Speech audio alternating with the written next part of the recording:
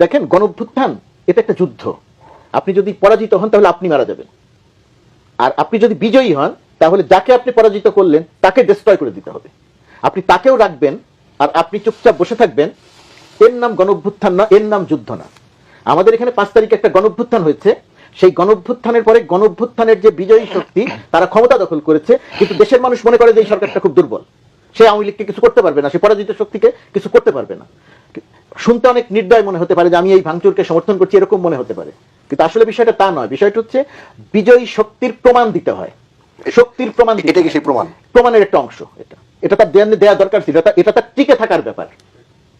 শেখ হাসিনা আবার এসে অথবা দেশের ভেতরে একটা অরাজকতা করে আবার সে ক্ষমতা দখল করবে, এরকম একটা চ্যালেঞ্জ নিয়ে শেখ হাসিনা সামনে এসেছে। জাহেদ ভাই যতই বলুক যে সেটা একটা বিনোদন, হ্যাঁ ওটা আমার কাছেও বিনোদন, আমিও ওটা শুনি। শেখ হাসিনার অসহায়ত্বটা জাহেদ ভাই সুন্দর করে বলেছেন, আমি হয়তো ওই ভাষায় বলিনি, ওইভাবে চিন্তা করিনি। আমি পরে চিন্তা করে দেখলাম যে হ্যাঁ আমার কাছেও তাই, না হলে আমি 30-40 মিনিটের ওই বোগাস কথা কেন শুনবো? ওটা বিনোদন, আমি আনন্দিত হই এই কারণে। এই দানবীয় একটা শক্তি শেখ হাসিনা, তার যে পতন এবং পতনের পরে সে যে হাহাকার করে, এটা আমিও দেখতে চাই। ওই যে এরশাদকে যখন জেলে নেয় তখন আমরা খুশি হয়েছিলাম। কেন খুশি হচ্ছিলাম? কারণ এরশাদের অসহায়ত্বটা দেখে। তো এইখানে এই গণঅভ্যুত্থানের বিজয়ী শক্তি 5 আগস্টের পরে যে ঘটনাগুলো ঘটার কথা ছিল সেটা না ঘটার কারণে পরাজিত শক্তি মনে করেছিল যে 5 আগস্টের শক্তি দুর্বল, তাদের আর ঐক্য নাই, তারা আর সামনে আসতে পারবে না। এই যে আবার যদি রাজুতে রাখো তোমাদেরকে জুতা মারা হবে, এরকম স্লোগান হয়েছে।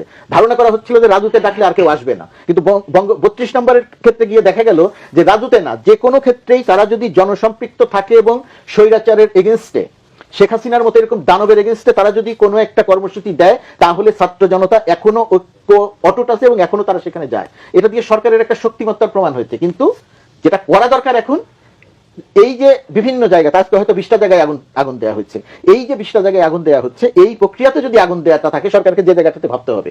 তাহলে যেটা হয় যে কারো কোনো কন্ট্রোল থাকে না, কারো কোনো নিয়ন্ত্রণ থাকে না। কার বাড়িতে কে আগুন দিল দেখা গেল যে খুঁজে পাওয়া যাবে না। আপনার বাড়ির সঙ্গে আমার শত্রুতা আছে, আমি একজনকে দিয়ে একটা করিয়ে দিলাম, সেটাকে মনে হবে যে ছাত্র জনতার কাজ, কিন্তু পরে খুঁজতে গেলে দেখা হবে যে ওই বাড়িতে আগুন দেওয়ার কথা ছিল না, কারো বাড়িতেই আগুন দেওয়ার কথা ছিল না। আগুন দেওয়াটাকে আমি সমর্থন করছি না, আমি বলছি যেহেতু আমাকে একটা চ্যালেঞ্জ দিয়েছে, যেহেতু আমার টিকে থাকার একটা ব্যাপার ছাত্র জনতার, সুতরাং এই জায়গাটাতে তাদের এই শক্তিমত্তার প্রমাণ দেওয়াটা দরকার ছিল। কারণ তারা বিজয়ী, তারা পরাজিত করেছে একটা শক্তিকে, গণ অভ্যুত্থানে রক্ত দিয়ে পরাজিত করেছে।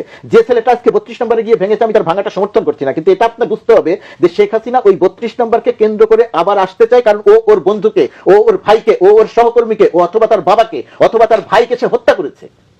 ওই যে হত্যার যে যুদ্ধে থাকে, তার কাছে অত নীতি নৈতিকতা কাজ করে না। যুদ্ধের সামনে এগিয়ে যাওয়ার জন্য তার যেটা করা দরকার সে সেইটা করে।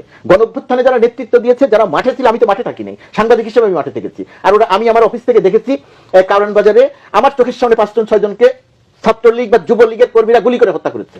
এটা আমি আমার চোখের সামনে, আমি 6তলা থেকে দাঁড়িয়ে দেখেছি। এটা তো আমি দূর থেকে দাঁড়িয়ে দেখলাম। আর যে ছেলেটা পাশে দাঁড়িয়েছিল, এরকম দাঁড়িয়েছিল, পাশে গুলি লেগে পড়ে গেল।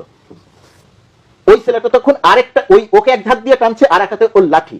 তো এই যে ওর স্মৃতিতে, ওর কাছে আপনি কি নীতি নৈতিকতা শেখাবেন? সে ওর কাছে যদি শেখ হাসিনা আবার মনে করে যে শেখ হাসিনা এসে ওর ফাঁসি দিবে, তাহলে ওর কাছে 32 নম্বর কি আর 34 নম্বর কি, ভারী সুদাসদন কি আর কিছু কি, ও তো সামনে যা পাবে সেটাকে ডিস্ট্রয় করে দিবে। এই বাস্তবতা বুঝতে হবে। সেটা বুলডোজার হোক, সেটা এক্সকেভেটর হোক, সেটা যে কোনো কিছু হোক, এই প্রেক্ষাপটটা আমাদের মাথায় রাখতে হবে।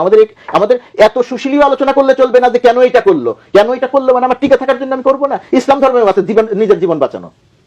ইসলাম ধর্ম বলে নাই যে এক গালে আপনাকে চড় দিলে তুমি আরেক গাল পেতে দিবা, তোমার জীবন বাঁচানোর জন্য তুমি প্রতিরোধ করবা। তো এখন তো প্রতিরোধ করা হচ্ছে। যেটা ছিল আক্রমণ করা, তারা আক্রমণ করে নাই, তারা চুপচাপ ছিল, তাদের সহনশীলতার তারা সর্বোচ্চটা দেখিয়েছে। এখন যখন তাদের টিকে থাকার সংগ্রামীতে নিজের জীবন বিপন্ন হয়ে যাওয়ার অবস্থা তৈরি হচ্ছে, তখন তারা গিয়ে এটাকে প্রতিরোধ করছে, এবং প্রতিরোধ করে তার প্রমাণ দিতে হচ্ছে যে আমাকে তুমি ইচ্ছে করলেই মারতে পারবা না, আমার শক্তি আছে, আমি তোমাকে এখনো মারতে পারি।